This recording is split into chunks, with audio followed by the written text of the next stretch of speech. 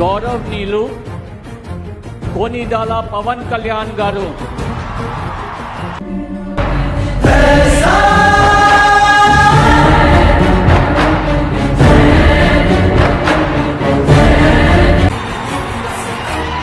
కోనిదల పవన్ కళ్యాణ్ అనే నేను శాసనం ద్వారా నిర్మితమైన భారత రాజ్యాంగం పట్ల నిజమైన విశ్వాసం విధేయత చూపుతానని, భారతదేశ సార్వభౌమాధికారాన్ని